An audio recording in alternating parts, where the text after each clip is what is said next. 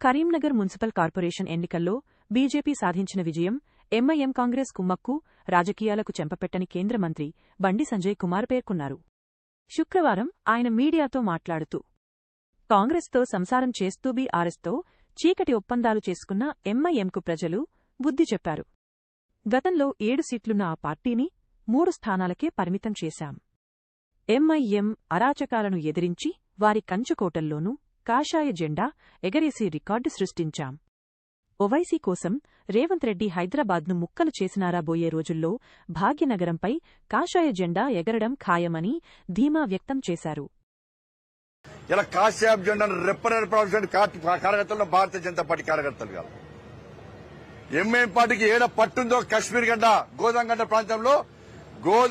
ప్రాంతంలో ఇలా భారతీయ జనతా పార్టీ కార్యకర్తలు అనేక సందర్భాల్లో ఎంఐఎం పార్టీలు ఇబ్బంది పడితే ఇలా భారతీయ జనతా పార్టీ కార్యకర్త ఇక్కడ భయపడలే. అదే ప్రాంతంలో ఇవాళ భారతీయ జనతా పార్టీ కార్యకర్తలు పోటీ ఇచ్చడం ఇదే సునీల్ రావు గారి నేతృత్వంలో అలా కాషాయ జెండా ఎగిరిన పార్టీ భారతీయ జనతా పార్టీ. కాబట్టి భయపడే పార్టీ కాదు. ఒక్కసారి అడ్డంకులు వస్తాయి, అవరోధాలు వస్తాయి, ఇబ్బంది పెట్టే ప్రయత్నం చేస్తారు. లాటరీతో కొట్టిర్రు, అరెస్టు చేసిర్రు, షాపుల మీద దాడులు చేసిర్రు, వ్యాపారాలు బంద్ చేయించారు.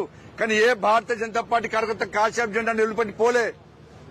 ఇప్పుడు కాదు, ఎప్పటికైనా నా మోడీ రాజ్యం వస్తుంది, నా మోడీ ప్రభుత్వం వస్తుంది, నా మోడీ ఆశ నెరవేర్చాలి, తెలంగాణ రాజ్యంలో భారతీయ జనతా పార్టీ జెండా ఎగిరా అని చెప్పి ఆ కార్యకర్తలు ఎక్కడ పారిపోకుండా భయపడకుండా అదే పరంపర అదే జెండాను మోస్తూ ఇలా 66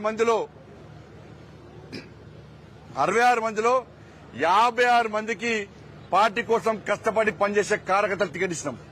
56 మందికి అనేక మంది సామాన్య కార్యకర్తలు కార్పొరేటర్ గెలిచారు. సామాన్య ప్రజల కార్యకర్తలు గెలిచారు కార్పొరేటర్ గా.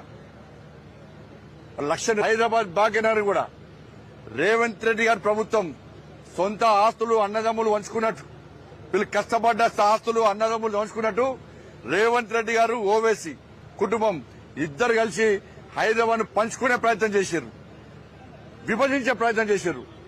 ఎంఐఎం పార్టీకి ఒక ఏరియాను గుత్తా రాసిచ్చి మీరు దీన్ని దున్నుకోండి, మీరు సంపాదించుకోండి, కబ్జాలు చేయండి, దొంగదందాలు చేయండి, లంగదందాలు చేయండి, ఇతర దేశాలకు ఉగ్రవాళ్ళకు స్థావరాలు ఇవ్వండి, మీరు చేయరని దండంతా చెయ్యండి అని చెప్పి ఇలా ఎంఐఎం పార్టీలకు ఒక ఏరియా రాసిచ్చిండు రేవంత్ రెడ్డి గారు. ఇలా కాంగ్రెస్ పార్టీకి మరణ శాసనం కాబోతుందని గుర్తుంచుకోవాలి రేవంత్ రెడ్డి గారు.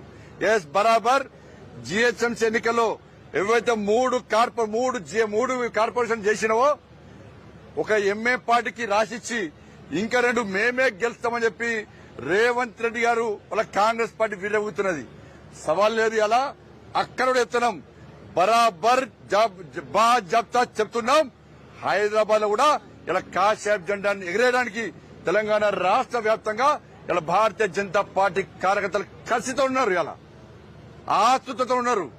ఎప్పుడు హైదరాబాద్ లో నోటిఫికేషన్ వస్తుంది, ఈ 3 కార్పొరేషన్లలో కూడా కాషాయ జెండా రెప్పరెప్పలాడే అద్భుత సన్నివేశాన్ని రేవంత్ రెడ్డికి చూపెట్టాలి, ఓవైసీ కుటుంబాన్ని చూపెట్టాలని చెప్పి ఇలా భారతీయ జనతా పార్టీ కార్యకర్తలందరూ కూడా రామచంద్రరావు గారి నేతృత్వంలో ముందుకొస్తున్న విషయాన్ని రేవంత్ రెడ్డి గుర్తుంచుకోవాలి. అలా గింత మూర్ఖత్వమా?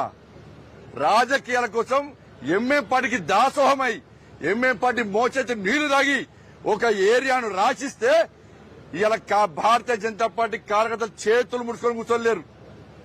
కార్యకర్తలు రగిలిపోతున్నారు, ఆవేశంతో ఊగిపోతున్నారు. ఎట్టి బస్లో కాంగ్రెస్ పార్టీకి ఎంఐఎం పార్టీ గుణపాఠం చెప్పాలని చెప్పి వాళ్ళు రెడీగా ఉన్న విషయాన్ని ఇలా కాంగ్రెస్ పార్టీ ప్రభుత్వం ఇలా ఎంఐఎం పార్టీ గుర్తుంచుకోవాల్సిందిగా అందరికీ విజ్ఞప్తి చేస్తూ ఇలా ఇంత